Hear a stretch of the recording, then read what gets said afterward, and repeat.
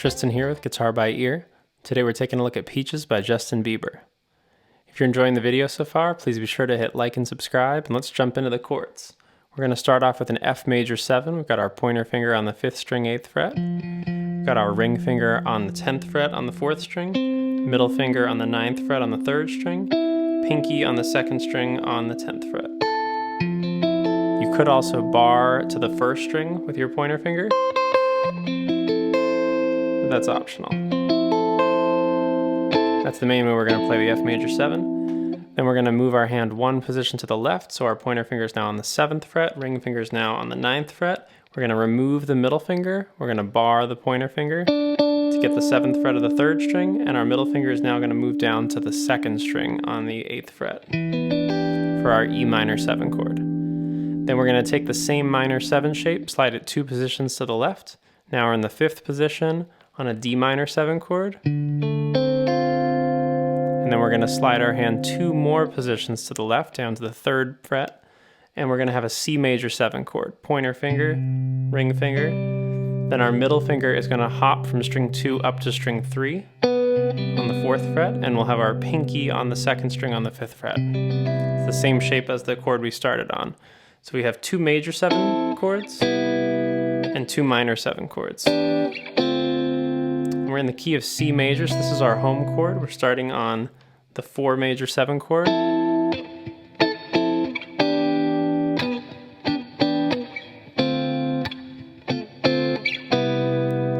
Some other ways to play each of these chords.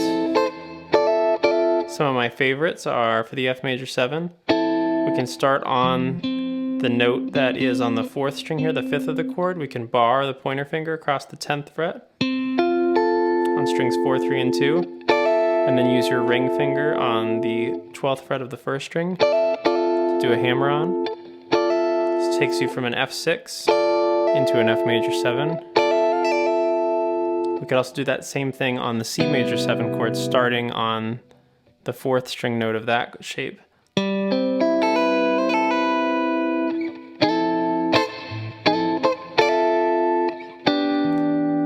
Then on the E minor 7, we could also start on the 5th of the chord here on the 4th string note, and we could make an A minor shape, and then use your pinky on the 1st string on the 10th fret. And that shape will work for the E minor 7, and for the D minor 7 if you slide it 2 frets to the left.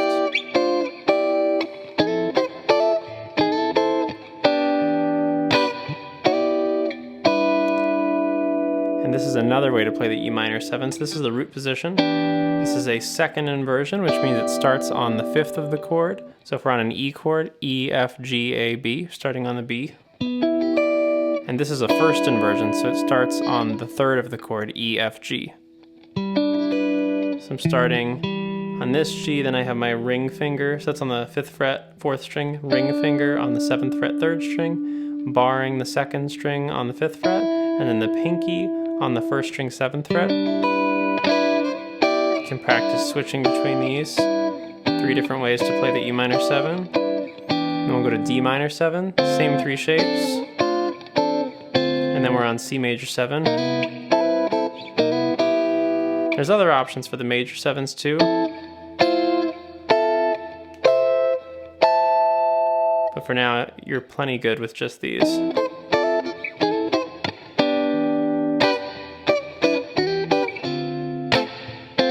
Sometimes I like to do hammer-ons with the pinky on the 1st string or 2nd string on the minor 7s.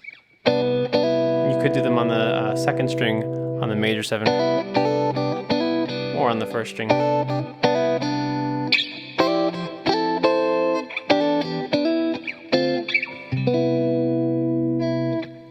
Just add those to taste.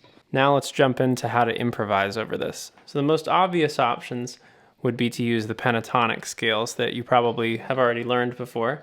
But we'd have our A minor pentatonic box, which is the relative minor of our key of C major, so it also works as a C major pentatonic box. So we would have on the big string on the 5th fret, we'd have 1 and 4, and then we'd have 1 and 3, and 1 and 3, and 1 and 3, and 1 and 4, and 1 and 4. Some of you may know that I'm a big fan of diagonal scales, especially where each octave has an identical fingering.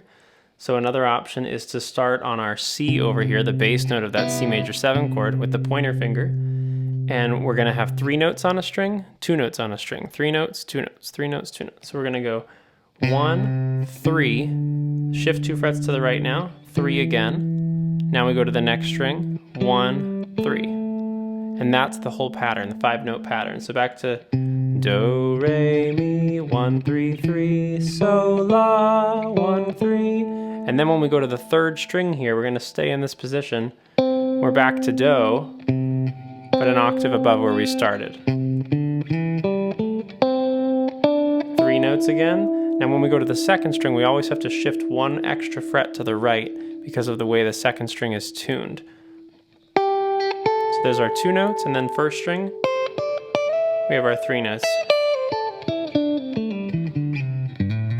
And you could dip down to the 6th string too to get those 2 notes. So far we have the A minor pentatonic box, and we have the C major diagonal pentatonic. So those are actually the same exact notes, just 2 different ways of playing them. We also can play the C major pentatonic up in this position, based around like a C bar chord shape. So on the 1st string we have, and then on the 2nd string, and on the 3rd string we have,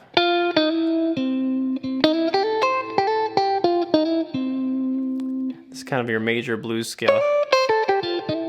One of the secrets to getting that bluesy flavor in there is to avoid playing this note right here on the 3rd string without either bending or scooping into it by sliding.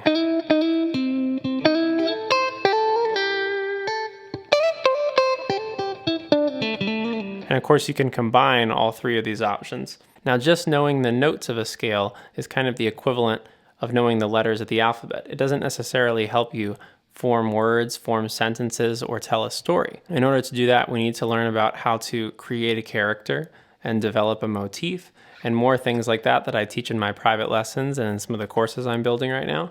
I'll put a link in the description once those are ready. We can also use triads to improvise on the guitar, and this is one of the most powerful concepts to break people out of that beginner or intermediate guitar rut that they might be stuck in, is learning their triads all over the neck and learning how to apply them. So F major 7, of course we could use an F major triad, but there's a more interesting option, which would be to focus on the notes of the F major 7 chord that don't include the bass note, that give us the remaining 3 notes, these 3 notes. This actually gives us an A minor triad, and we can play it here, or we can play it up on the first 3 strings like this. So we can play ring, middle, and pinky, or we could refinger it with the first 3 fingers. Or we can play this shape on the first 3 strings that looks like a D minor chord, moved up to E minor, F minor, G minor, and here's our A minor. Then if we're using A minor for F major 7, because we recognize that that shape is inside of the F major 7, for the E minor 7, we can use this shape when we get rid of the bass notes. And if we take this bottom note, move it an octave higher, we also get this shape. And these are both G major triads. We have this G major and this G major. So we've got A minor, G major, same shape slides to the left. For the D minor 7, we get F major. And for the C major 7, we get E minor. And we could do that on the first 3 strings as well. So we've got A minor, we've got G major, we've got F major, and we've got E minor. Now you can use other triads that sit even higher on top of the bass note. If instead of starting on the 3rd of the chord, like on the F chord for example, our A minor starts on the 3rd, F, G, A, we could start on the 5th of the chord, or the 7 of the chord, or even the 9 or 11. You can keep going up the odd numbers. But we're going to keep it simple for today. We're just going to start on the 3rd of each of these chords. So on the F major 7, F, G, A. On the E minor 7, E, F, G. On the D minor 7, D, E, F. And on the C major 7, C, D, E. So major 7, go to the 3rd, make a minor shape. Minor 7, go to the 3rd, make a major shape. minor 7 again, so we're using that major shape, and then C major 7, we get that E minor from the third. Now we can use these triads, of course, to comp or to play chords over the song, especially if there's someone already playing bass for us. So if someone's already playing,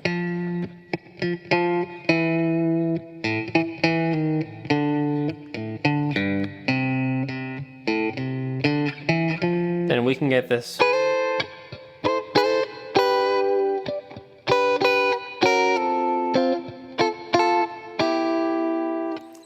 And the more inversions and places on the neck where you've learned how to play your triads, the more options you're going to have. So A minor, for example, we can play it here, where we have the A in the middle of the chord on the second string. We can also play it with that same A on the first string, using an F shape. It's kind of like an F minor chord. Moved up to G minor, moved up to A minor. And then we can use this A minor shape, just the diagonal shape.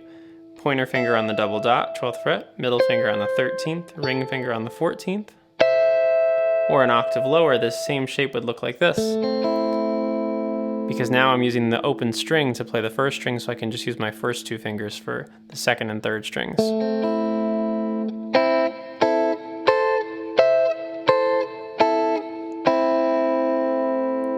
Then for the G major chord, this is a second inversion G chord. It has the G in the middle on the second string. And we could play this G using an F shape in the third position. Now the G is on the first string. This one has G on the first string. This one has G on the second string. And then last one will have G on the third string on the double dot.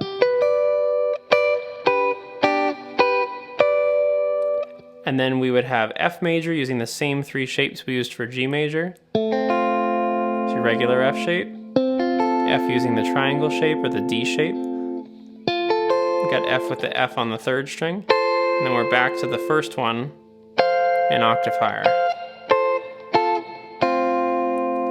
And then lastly, we have our E minor triad. So this looks like a D minor, slid 2 frets to the right to give us E minor, middle ring pointer. The E is on the second string. Then we have the diagonal minor with the E on the third string, and then the E is going to jump to the first string.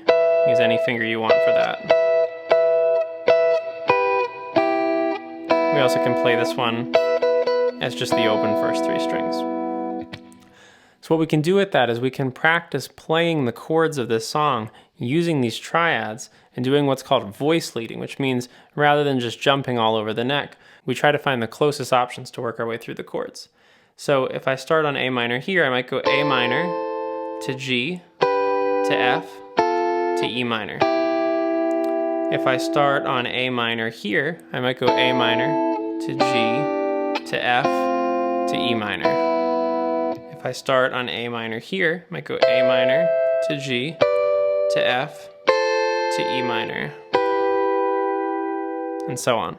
We can also go against the grain when we're improvising, and even though the chord progression wants to voice lead downwards naturally, we can experiment with moving against the grain and going upwards. So we could start on A minor here, and then when it's time to go to G, I could move up to my G chord.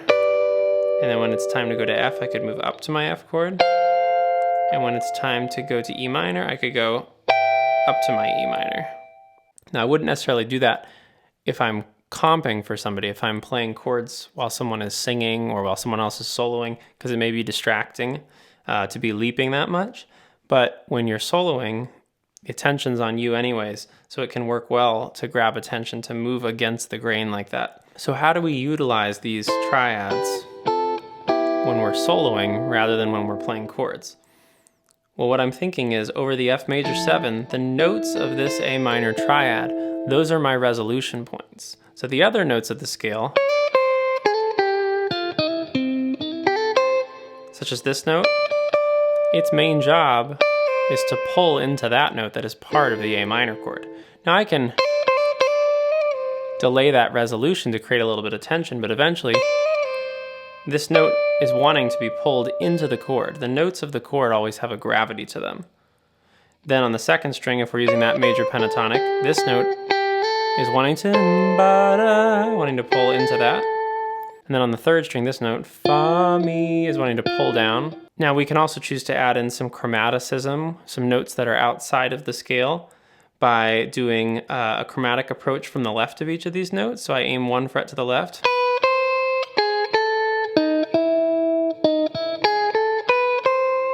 Always landing on the resolved sound that's part of the A minor chord.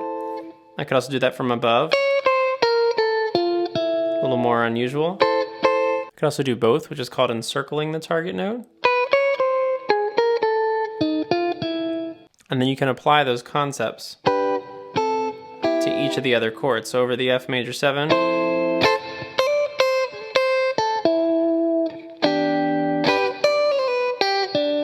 I'm highlighting the notes of that chord, and then highlighting the notes of that chord, and then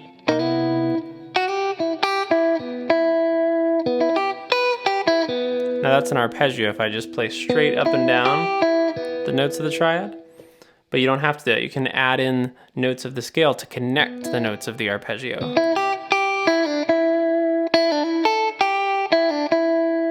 Now, in addition to playing these triads on the first 3 strings, having 3 ways to play each chord, we have 3 ways to play each of those chords on the middle 3 strings. And in this case, I'm talking about strings 4, 3, and 2. We have this A minor chord. We have this G major chord, this F major, and this E minor.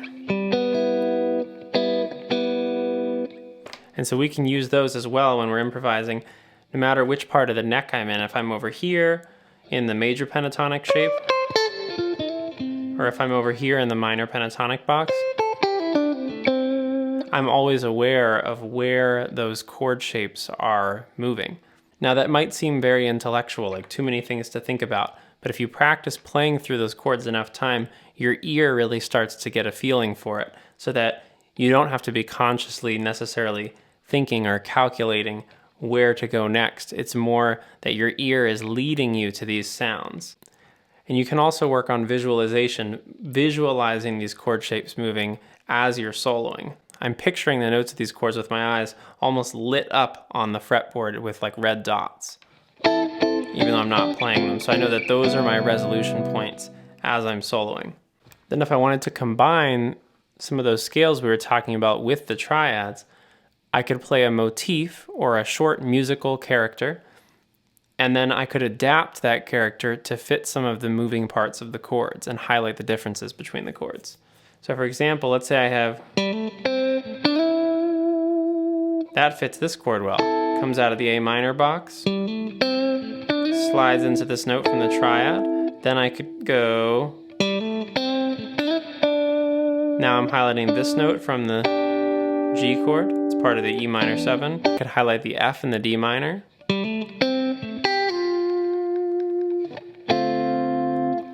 And then I could highlight the E for this C major 7, the E minor part.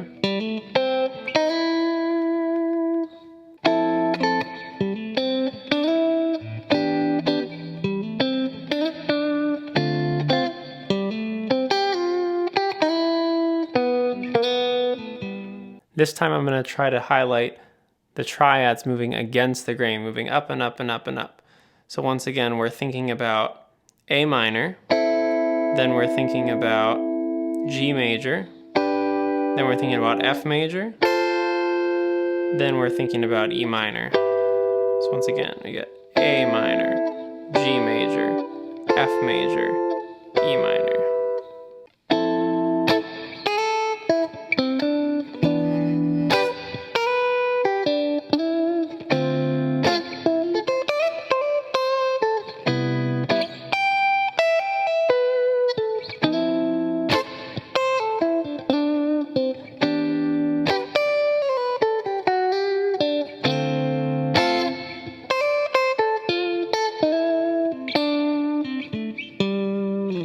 If this video was helpful for you, please hit like and subscribe so you can stay up to date on all my latest guitar tips, and you can find out about my upcoming online courses. And you can reach out to me at guitarbyear@gmail.com if you're interested in private Zoom lessons. Happy jamming.